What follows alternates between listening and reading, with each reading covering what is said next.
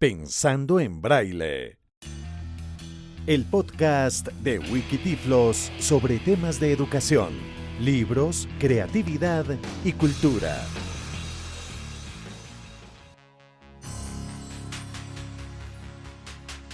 Soy Dian Lerman y les doy la bienvenida al podcast de Conalivi a través de Wikitiflos Pensando en Braille. 4 de enero de 2025, Día Internacional del Braille. Un año muy especial, nuestro año, el del sistema de la lectoescritura Braille, importante para las personas ciegas y con baja visión en todo el mundo. Y reiniciamos nuestros podcasts y en esta oportunidad tengo 3 invitados de lujo para hablar sobre libros en braille. Libros en papel, libros artesanales, libros industriales, semi-industriales y otras formas de acceso a la lectura. Aquí tenemos a la profesora Olga Lucía Ruiz, nuestra asesora pedagógica en Conalivi, asesora de instituciones muy importantes en Colombia, profesora de la Universidad Pedagógica Nacional. Profesora Olga Lucía Ruiz, muy buenos días, un gusto, bienvenida. Buenos días, muchas gracias por esta invitación. Tenemos a la secretaria general de la Unión Latinoamericana de Ciegos, una líder muy importante en temas de lectura en el Perú. Elizabeth Campos. Elizabeth, buenos días, un gusto. Muy buenos días, Dean. Un gusto de estar con ustedes. Y el ingeniero Jorge Enrique Muñoz Morales, empresario, representante de las personas ciegas y con baja visión en Colombia ante el gobierno nacional, dirigente nacional e internacional de organizaciones de personas ciegas y con baja visión. Bienvenido, Jorge. Muy buenos días, Dian, y un saludo para la profe Olga Lucía y para también a la secretaria de la Unión Latinoamericana de Ciegos, Elizabeth. Vale, profesor Olga Lucía Ruiz, quiero empezar con una pregunta porque siempre es importante recalcar la importancia del braille, la lectura del braille, profesora. Cuéntenos. Bueno, pues es que ni siquiera debería preguntarse por el braille. El braille debe estar siempre presente en la educación de los niños y de las niñas ciegas de nuestros países, de América Latina y del mundo. No es posible el desarrollo de pensamiento sin los procesos de lectura y escritura. En ese sentido, no es posible tener unos niños y unas niñas ciegos educados y competentes sin el uso del braille.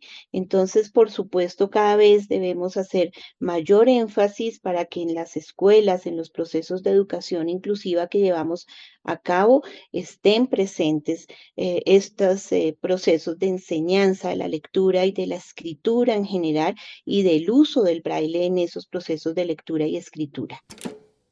Sin caer en esquematizar, en cerrar, en poner topes y límites, el proceso de lectura del braille, un tiempo aproximado, ¿cuál sería para un niño o una niña ciego? Digamos que si empezamos en el momento mismo en el que sabemos que tenemos un niño ciego en nuestras familias, que le acercamos los cuentos en braille, en que le leemos como a cualquier otro de los niños y las niñas, y promovemos procesos de desarrollo de motricidad fina, de acercamiento al mundo, de lectura del mundo, esperaríamos que un niño sea competente, un niño, una niña ciega sean competentes en lectura y escritura, más o menos en cuarto, quinto elemental, es decir, entre los 9 y los 10 años. Por supuesto, es un proceso que varía según las capacidades de los niños, las posibilidades que se les den, el acceso a los libros en braille, en fin, pero sí esperamos que por lo menos entre los 9 y los 10 años ya esté usando el braille con fines académicos, con fines recreativos, que lo disfrute, que lo encuentre en su medio ambiente. ¿Y seguirá fortaleciéndolo a lo largo de su vida? Por supuesto que sí. Pensar en el cambio de un libro braille impreso en papel a utilizar dispositivos electrónicos que pues ya el ingeniero nos irá a contar un poquito más. Podríamos pensar que lo ideal sería ya pensar en preadolescentes por el grado de autonomía, no sé, a ritmo de lectura, competencia lectora en braille. Frente a eso, yo creo que ahí todavía tenemos muchísimo por investigar, mucho que estudiar, porque hace un tiempo decíamos los maestros de ciego, los tiflólogos decíamos, los niños tienen que aprender primero braille en papel y luego pasar a la tecnología. Ahora no es tan así. Es decir, yo creo que podemos combinar los dos procesos, el proceso de enseñanza de la lectura y la escritura braille en papel, con el uso de la pizarra, con el uso de las máquinas, pero también con algo de tecnología. Por supuesto, la autonomía en el uso de la tecnología sí se dará en periodos más avanzados de la edad de los niños, pero yo creo que lo podemos combinar, podemos mostrarles la tecnología. La línea braille, que es una maravilla, pues nos va a permitir leer también y leer braille, no como el lector de pantalla, que entonces tiene otro objetivo, hace otras cosas, pero con la línea braille yo creo que si podemos combinarlas en los niños desde muy pequeños, les mostramos que el braille también tiene que ver con la tecnología, pues esos procesos de autonomía, esos procesos eh, mucho más veloces que les van a permitir desarrollar procesos de escritura ellos mismos, se van a dar mucho más rápido.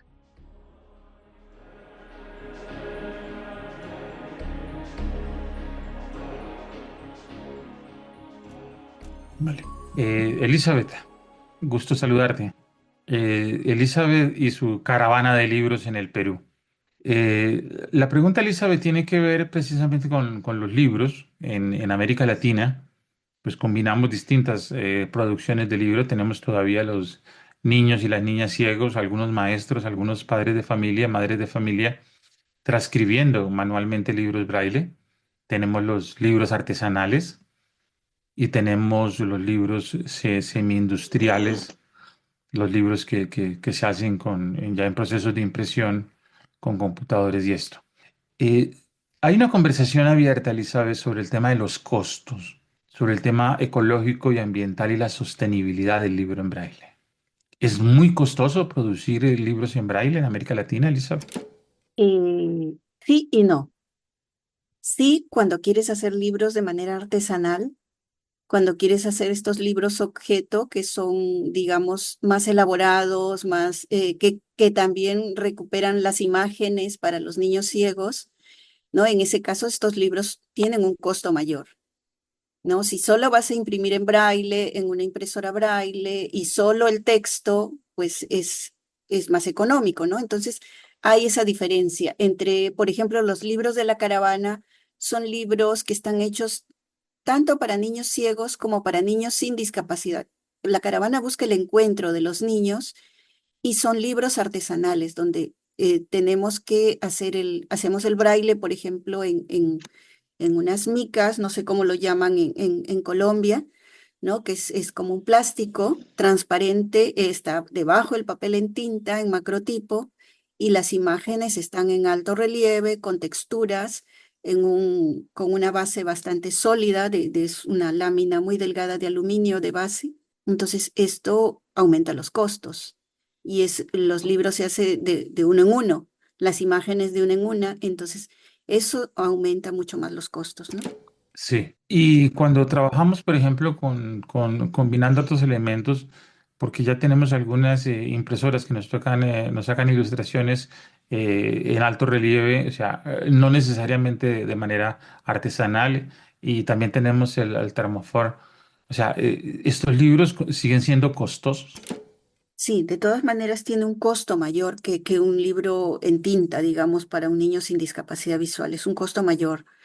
Te pongo un ejemplo, en el caso de la caravana, cada lámina de las imágenes, solamente la elaboración, o sea, el artesano que lo hace, me cobra 60 soles por cada imagen, ¿no? Entonces, eso ya va subiendo los costos, fuera de materiales, fuera de todo el trabajo que se tiene que hacer, ¿no? Incluso del diseño de las imágenes, porque tratamos de tener imágenes propias, ya que los libros táctiles son libros de máximo 4 páginas de contenido, ¿no? Entonces tenemos que reducir historias.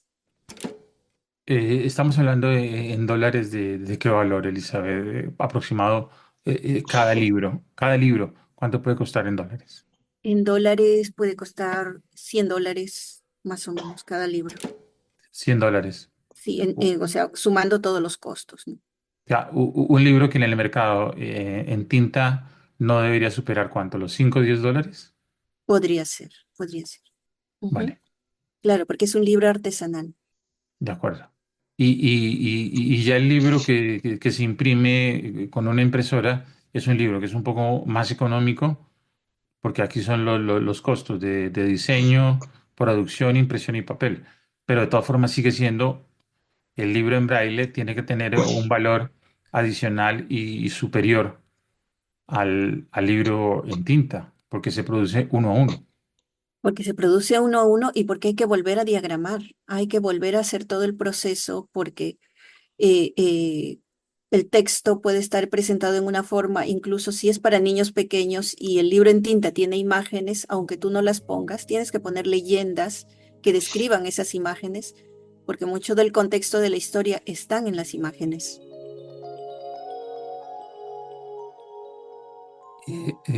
Profesora Olga Lucía, el tema del libro en braille, el tema de las imágenes en alto relieve y el tema de la descripción de las imágenes.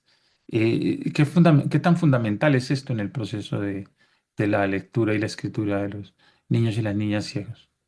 Pues yo estaba escuchando a Elizabeth y me parece muy importante que compartamos experiencias en América Latina de lo que estamos haciendo. El año anterior, justamente en la Biblioteca Central de la Universidad Pedagógica Nacional, hicimos una exposición de cuentos braille. em, Realizados de manera artesanal por estudiantes de las licenciaturas en educación especial y de la Fundación María Elena Restrepo Fundave de Barranquilla, de la unidad CRAC TDH del Centro de Rehabilitación para Adultos Ciegos, y fue una experiencia muy bonita.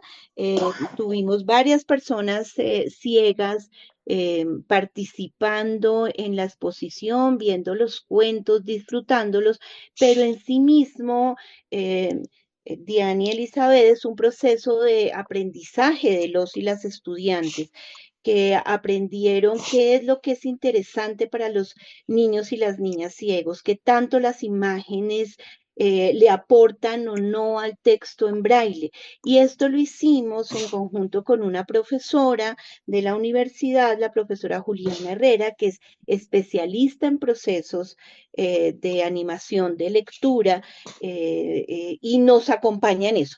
Muchas veces ella dice, las imágenes están puestas ahí ni siquiera para los niños que ven, y cómo aportan o no al libro, a la historia que nos está diciendo. Y entonces, ¿qué decisiones tomamos? Es importante que aparezca qué imagen y por qué le está aportando o no, y esa imagen cómo la vamos a poner en relieve, en qué texturas. Y los niños ciegos entonces también nos dicen, a veces gastamos mucho tiempo haciendo una imagen y los niños ciegos la tocan, la miran, les parece bonita y bueno, pero sígueme con el cuento. Entonces nos están diciendo, mire, de pronto la imagen no es tan importante, lo que es más importante es lo que dice el texto. Por eso tiene que ser un trabajo colaborativo con los niños y con las niñas ciegos. Ellos son los que nos están diciendo efectivamente qué pasa allí. La profesora Juliana Herrera tiene unas experiencias muy interesantes en procesos de lectura de libro, álbumes para niños ciegos, por ejemplo. Entonces, ¿cómo decimos vamos a volver en relieve un libro álbum? Pero lo que encontramos con la profesora Juliana en los procesos de investigación sobre el braille que estamos llevando a cabo, ¿qué nos hemos encontrado? Con que una muy buena narración, una muy buena descripción convoca a los niños, los vincula con la lectura, lo que es una cosa maravillosa también. Entonces, justamente estamos iniciando una segunda parte de una investigación sobre estos procesos en los que pues ya les estaremos contando qué nos arroja. En resumidas cuentas, es posible hacer los cuentos de manera artesanal, vincular personas que nos ayuden, que seguramente va a bajar costos, no vamos a tener la misma producción de los libros en tinta, pero vamos a lograr llegar a los niños de las escuelas, de los jardines infantiles de nuestros países. Y ahí tenemos que vincularlos en un trabajo colaborativo en el que estemos los maestros, las familias y los niños y las niñas ciegas. Ingeniero, las líneas braille, porque aquí viene la otra parte de la conversación, el tema de la sostenibilidad. Hoy estamos inmersos en una crisis climática, ambiental. Se está replanteando todo el tema de la deforestación, el tema de la producción en papel.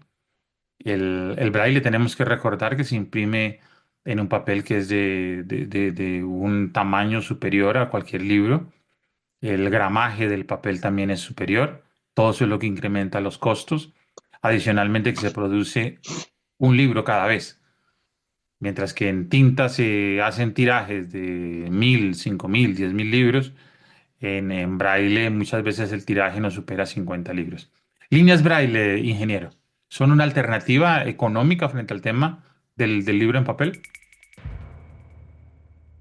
Bueno, con respecto a las líneas braille, mm, de pronto costo-beneficio en el tiempo, vemos que sale más económico em, que el estudiante lo tenga para acceder a esa lectura del sistema braille.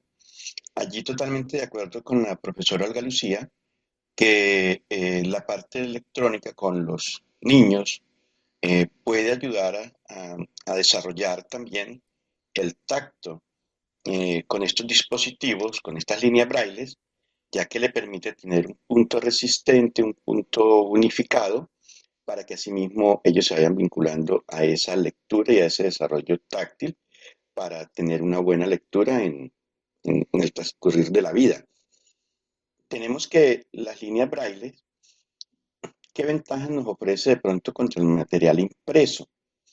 La inmediatez de tener el texto en braille. Esto es decir, que si yo tomo un artículo de internet o adquiero un libro digital por las diferentes plataformas y teniendo un formato accesible dicho libro, yo lo puedo leer con mi dispositivo braille, con esa línea braille, ya que me permite acceder de forma autónoma e independiente y de una forma inmediata. Con base a Ingeniero, lo señor. a ver, eso quiere decir que necesito un entorno digital. Descríbame exactamente los componentes del entorno digital porque, o sea, necesito la línea braille y ¿qué más necesito? Bueno, necesito líneas brailles que sean autónomas o líneas brailles que sean inteligentes. ¿Cuáles son esas líneas brailles que son autónomas e inteligentes?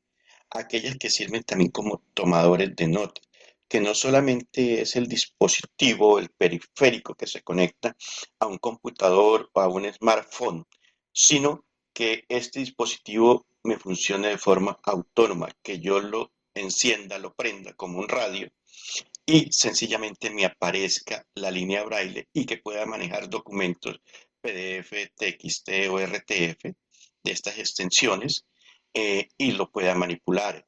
Que tenga conectividad Wi-Fi ese dispositivo para acceder a las diferentes bibliotecas digitales y que pueda descargar un libro y lo pueda leer.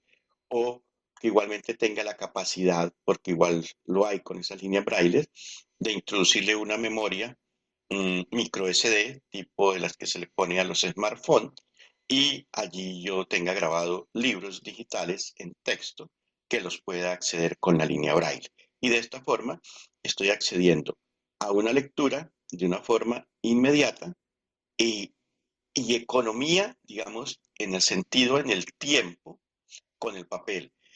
Es cierto que al principio la inversión es alta, pero en cuanto al tiempo, la inversión se minimiza. Que un dispositivo de estos puede estar oscilando entre 2.800 a $3.500, pero fácilmente le va a tener una vida útil de unos 7 a 10 años. ¿Esto qué va a representar? Que solamente, digamos, el estudiante o la persona iría a imprimir en papel lo estrictamente necesario que requiera, porque el resto de información la puede tener de forma autónoma e independiente y de una forma rápida con este dispositivo braille. Ingeniero, otra pregunta que tiene que ver con los lectores de pantalla, porque hay líneas braille que tienen incorporado un lector. De hecho, creo que hay una que tiene el lector también para libros digitales, los de Daisy.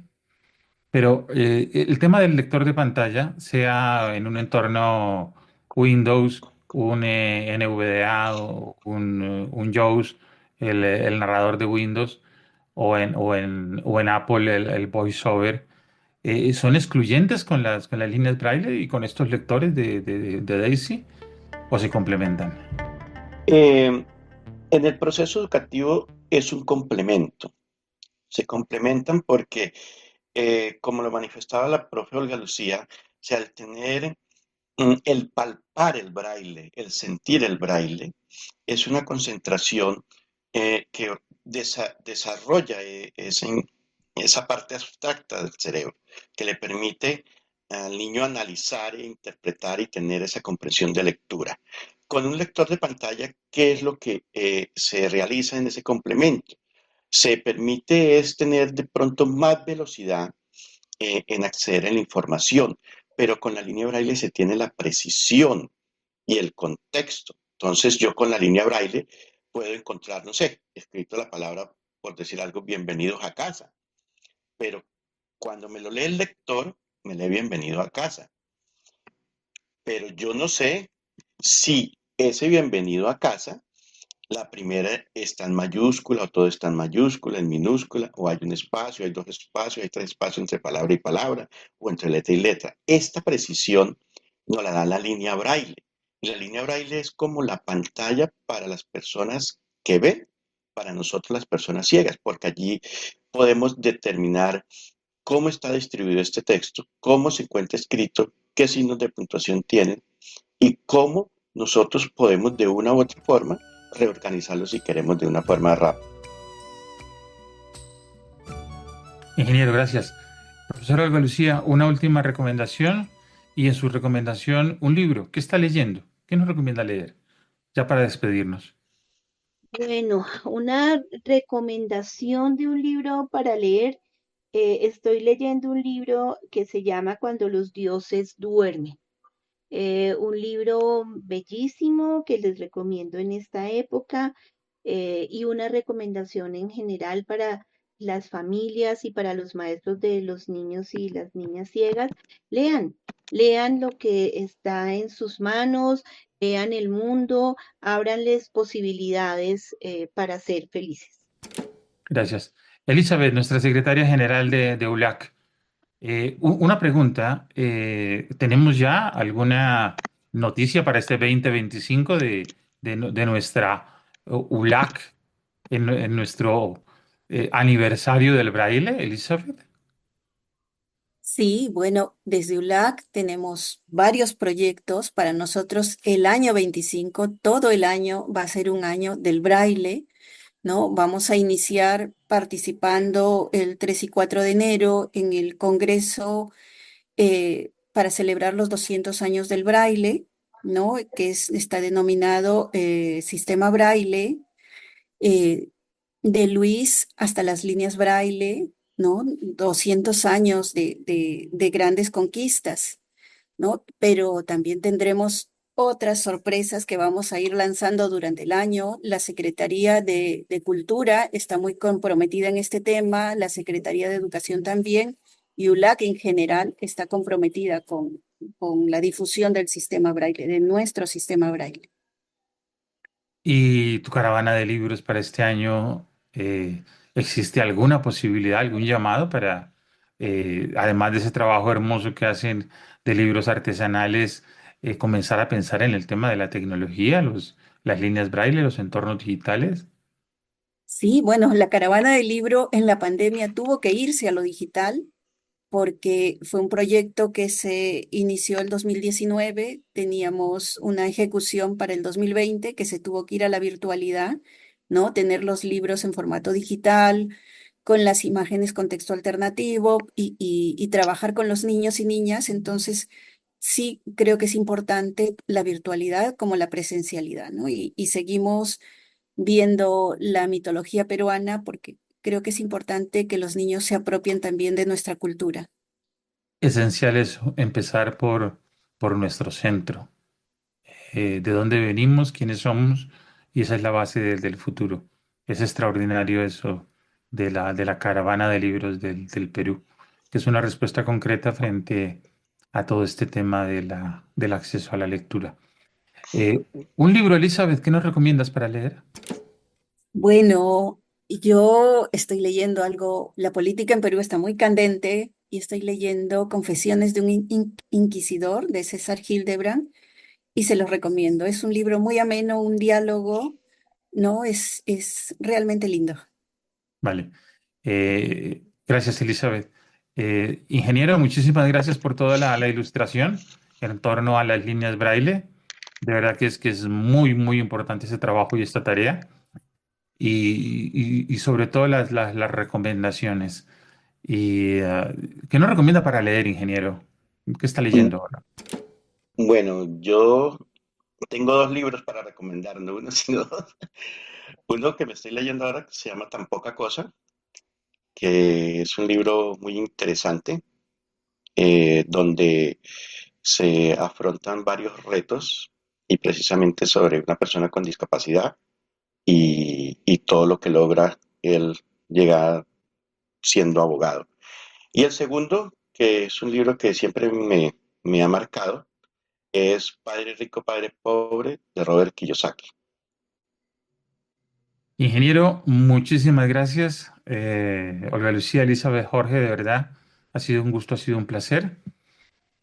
Básicamente queda una conversación abierta, fundamental y esencial, año 2025, 200 años del sistema de lectoescritura braille, la importancia del sistema para el acceso a la información, la educación, la cultura, el conocimiento y la participación de las personas ciegas y con baja visión en el mundo.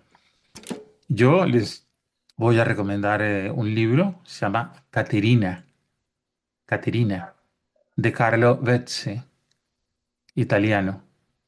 Es un extraordinario libro, es una hipótesis muy atractiva sobre la madre de Leonardo da Vinci, eh, la Mona Lisa, la pintura, y el mismo da Vinci.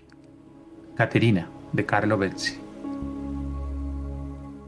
Esto es Pensando en Braille. Soy Dian Lermen. Dirección general y presentación, Dian Lermen. Producción, Liz Leandra León. Voz y musicalización, Oscar Javier Cuesta. Pensando en Braille. Con el apoyo de la Agencia Española de Cooperación Internacional para el Desarrollo, AECID.